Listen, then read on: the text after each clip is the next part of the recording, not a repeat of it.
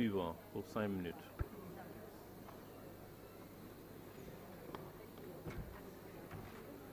Monsieur le Président, Monsieur le Premier ministre, Mesdames, Messieurs les membres du gouvernement, Monsieur le Premier ministre, effectivement, le hasard du calendrier vous ramène devant la représentation nationale après seulement 72 heures. La raison, vous le savez, c'est une motion de censure déposée contre votre gouvernement et je pense qu'on aurait pu l'éviter si vous aviez suivi les recommandations et les demandes exprimées par les députés, principalement ceux de l'opposition, lors de votre déclaration de politique générale du 12 décembre, en engageant votre régime dans la voie de la pacification de l'espace public et dans la voie de l'apaisement des tensions. Vous comprendrez aisément, Monsieur le Premier ministre, que cette motion de censure, entre autres raisons, est une réaction à la furie de votre régime et à sa propension à restreindre les droits et les libertés des citoyens, à procéder à l'arrestation et à l'emprisonnement tous azimuts d'opposants, de journalistes, de membres de la société civile et aujourd'hui d'honorables députés de cette 14e législature. Je veux nommer Massata Samb et honorable député Mamadou Niang, injustement incarcérés depuis 72 heures à la division des investigations criminelles. Personne n'est à l'abri, aucun député n'est à l'abri. Cette motion de censure est aussi une réponse aux séries de provocations du régime en place et à ces séries de violences exercées contre les Sénégalais au plan verbal, au plan physique et contre leur pouvoir d'achat.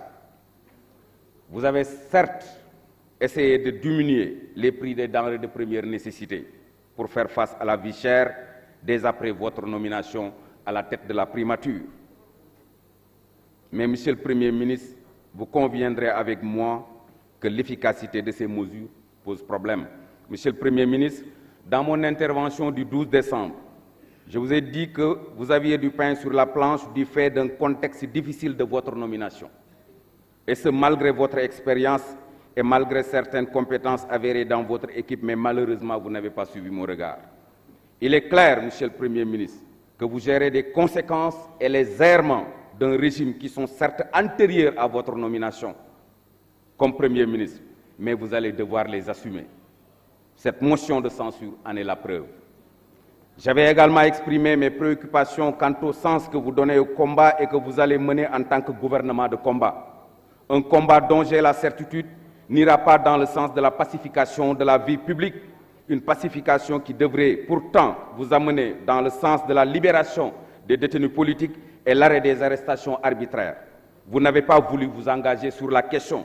Monsieur le Premier ministre, vous étiez sans doute submergé par votre envie de démontrer à la face du monde que le régime du président Macky Sall a bien travaillé côté infrastructure. Mais, Monsieur le Premier ministre, vous avez oublié que ces infrastructures construites avec l'argent du contribuable sénégalais n'auront de sens que si les Sénégalaises et les Sénégalais auront la possibilité de les emprunter dans une situation de paix et en toute liberté, sans crainte de subir des agressions et des arrestations. Monsieur le Premier ministre, parmi les risques budgétaires évoqués par votre régime dans un document adjoint au projet de loi de finances 2023, vous avez évoqué les tensions politiques qui pourraient diminuer fortement la croissance et les ressources budgétaires. Vous n'en avez pas tenu compte.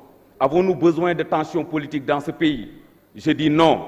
Qui en serait l'instigateur?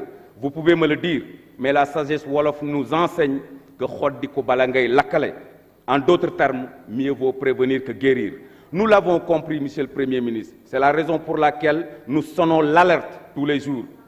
Notre niveau de responsabilité nous l'impose. Monsieur le Premier ministre, les Sénégalais sont inquiets et ont besoin de paix et de sécurité. Ils ont également besoin d'être rassurés afin de vivre dans la sérénité, à défaut de pouvoir disposer d'un pouvoir d'achat conséquent qui les sortirait de la pauvreté. Les Sénégalais ont besoin d'un gouvernement qui apaise les tensions et les cœurs dans un contexte où le Sénégal se retrouve dans une ceinture de feu et dans un contexte où les menaces sur notre vivre ensemble se densifient dangereusement. Monsieur le Premier ministre, apaisons. Oui, apaisons, car les signaux sont au rouge et il va falloir les ramener au vert en toute urgence. Il y va de la responsabilité. Monsieur le Premier ministre, je voterai pour l'adoption de cette motion de censure.